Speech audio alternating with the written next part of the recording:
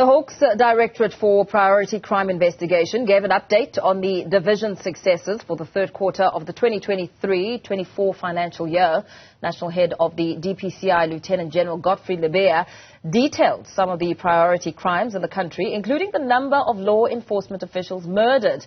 That's in the quarter under review. Lebeya says 22 police officers were murdered and 12 arrests were made. 3 of those people have been convicted. To discuss some of the outcomes from the briefing, I'm now joined by OUTA's Head of Legal Affairs, Advocate Stefanie Fick. A very good morning to you, Advocate Fick. Thank you for your time. A number of categories were stressed during this briefing, just really outlining the different crimes that have taken place under very specified categories. What stood out for you? Well, I think the first one, the fact that, the murderers of policemen, that they called some of them, and then the human trafficking. I think those two stood out for me because I think that those are huge problems. What I do miss is a bit more feedback on how many people were arrested for corruption, because I think corruption is at the root of, if you look at all of the crimes that is mentioned, I think that corruption is the root cause of so many things, all the things that's wrong in South Africa. And then what I'm glad about seeing is that we are still attending to, for example, copper theft, and a little bit of our environment is also taken care of. Illegal mining was also one of the topics that spoke to some arrests. 14 of the 18 Zamazamas sentenced. Speaking to Zamazamas being arrested, but of course the bigger question is always who is at the top of this operation, which is a massive operation. What is your reflections on those arrests? Yeah, I agree with you. I think what is one of the purposes of sentencing is to tell people out there that if you are caught, if you do something, you're going to get caught and there will be consequences. And by not seeing the masterminds, it is if we do still send a message that, firstly, it's not enough. Although it's good news to hear it and we do need to celebrate our successes, is that are we doing enough? Do we have enough resources? Does the Hawk have enough policemen in order to do the investigations, to catch not only the people on the ground, but the people on top, the masterminds, like you have said. And a part of sentencing is to say to people out there that this is the consequences.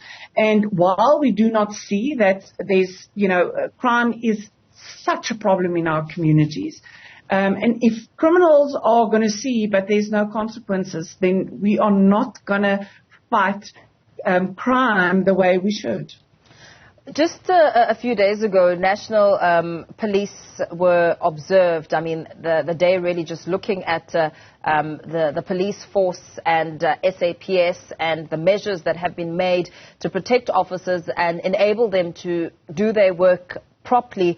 With these arrests that have been made and the murders that come with it, what sort of message do you think it sends about the policing in South Africa and perhaps the attitude that comes with how normal people out in the streets treat police in the face of the other factor of the allegations of corruption and feelings that police are not doing enough to protect residents and community members in the country?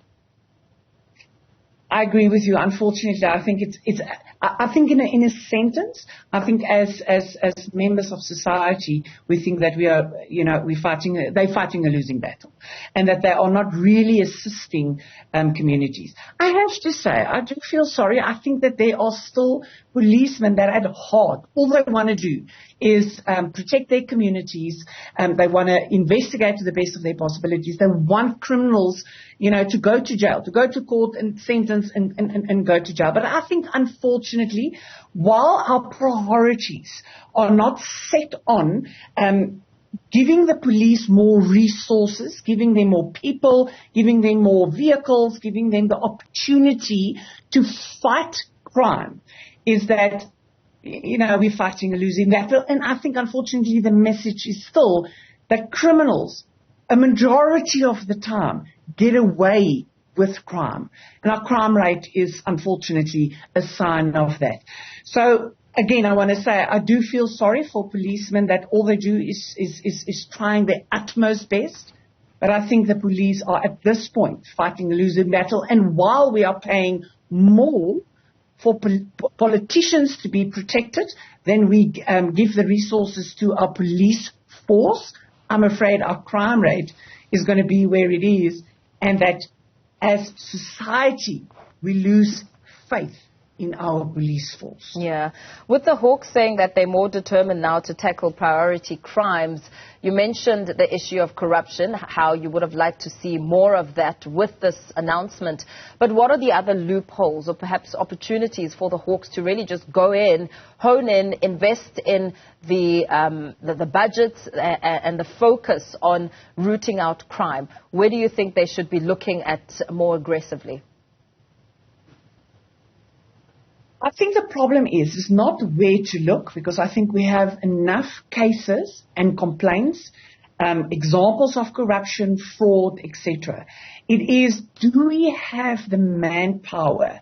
Do we still have, people that can investigate your fraud-related crimes? Do we have the people that can delve into the money part of the crime and find out who is responsible? If we think about grey listing, we are grey listed, and that's because of money laundering.